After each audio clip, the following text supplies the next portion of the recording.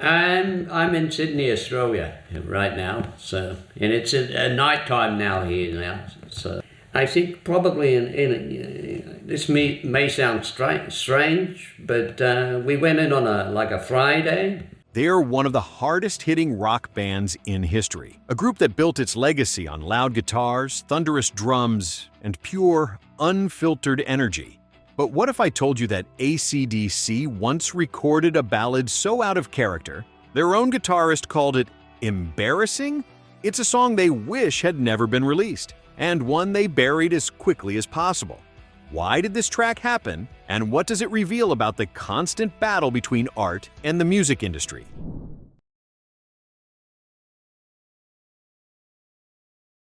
Before the misstep, AC/DC was building their reputation as a no-nonsense rock band. Formed in Sydney in 1973 by brothers Malcolm and Angus Young, the band quickly set itself apart with a sound that blended raw blues riffs with hard rock energy. By 1975, they had already carved out a niche in Australia with their albums High Voltage and TNT. These records introduced fans to their now iconic formula: gritty guitar work, Bon Scott's rasping vocals, and songs that celebrated rebellion and excess. AC/DC was never about compromise. Their shows were chaotic, their image brash, and their songs defiantly simple. Angus, dressed in his signature schoolboy outfit, became the visual symbol of the band's manic, untamed energy. Fans loved it, and the group quickly became cult heroes on the Australian circuit. But while fans wanted the grit and danger, record executives wanted something else entirely: commercial success. Labels at the time were obsessed with crossover hits, particularly softer rock songs and ballads that could reach radio audiences beyond rock stations. For a band like AC/DC, that kind of direction clashed directly with their identity. Yet even the Young brothers, as stubborn and uncompromising as they were, couldn't entirely escape the pressure. In 1975, they reluctantly gave in to recording something that would later haunt them, a song called Love Song.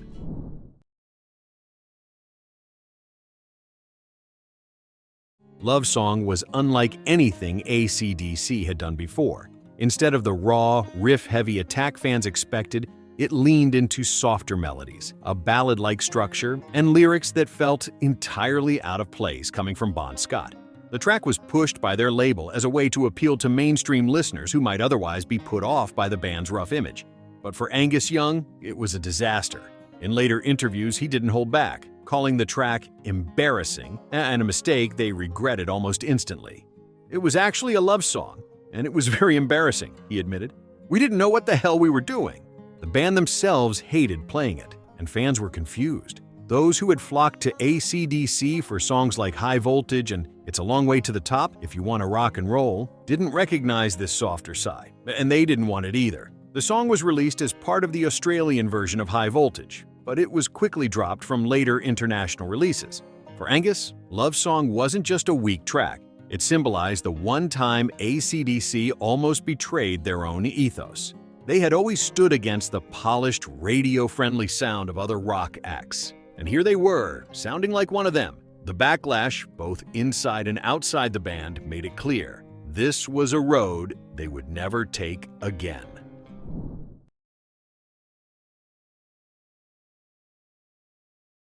The failure of Love Song was more than just a blip. It became a turning point for AC/DC. The Young brothers realized that compromising their identity, even for a single track, was far too high a price to pay. If AC/DC was going to succeed, it would be on their own terms, not by chasing trends set by record executives. By the time they recorded TNT in late 1975, the difference was obvious. Songs like TNT and It's a Long Way to the Top, If You Want to Rock and Roll, leaned harder into their trademark sound: big riffs, pounding rhythms, and cheeky rebellious lyrics.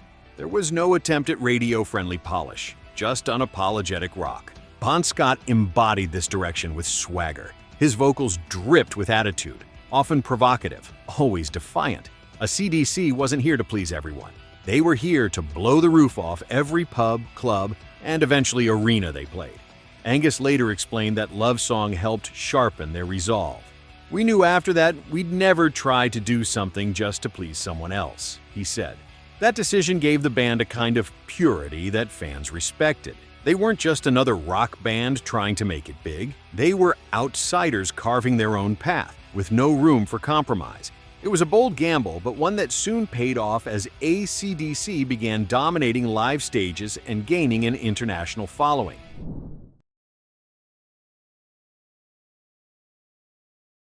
If Love Song was the stumble, then their next run of albums was the sprint that defined AC/DC forever. By 1976, with Dirty Deeds Done Dirt Cheap, the band leaned into gritty dark humor and simple punchy riffs. Their formula was set, and it was working. The real breakthrough came with Let There Be Rock in 1977 and Powerage in 1978. These albums left no doubt about who AC/DC was: loud, raw, and unrelenting. The band no longer even entertained the idea of ballads or soft tracks. Every song was designed to make audiences move, sweat, and shout. This uncompromising vision escalated their reputation. They weren't just a band, they were a force of nature. Angus with his manic duck walk across the stage and Bon Scott with his dangerous charisma became icons of rock excess. The contrast between Love Song and these records was stark. What had once been an embarrassing attempt at fitting in became the fuel that drove them to stand apart. Record labels quickly learned that trying to push AC/DC toward radio-friendly trends was a waste of time. They would only deliver music that sounded like AC/DC, nothing else. By the end of the 1970s, this refusal to compromise turned them into one of the biggest hard rock bands on the planet. And ironically, the embarrassment of Love Song had ensured they'd never stray from their identity again. For years, Love Song all but disappeared from AC/DC's catalog. The band never performed it live again, and fans who discovered it later often reacted with surprise. Some couldn't believe it was even the same group. Compared to their powerhouse tracks, Love Song felt out of place, like a relic from a parallel universe. Critics, too, would later look back on it as an anomaly. While some saw it as harmless experimentation, most agreed it clashed with everything AC/DC stood for. For Angus, the embarrassment wasn't just about the song itself, it was about what it represented. It reminded him of a time when outside voices tried to steer the band away from their true sound. But in a strange way, the failure of Love Song cemented their legacy. Fans respected that AC/DC owned up to their misstep and doubled down on being themselves.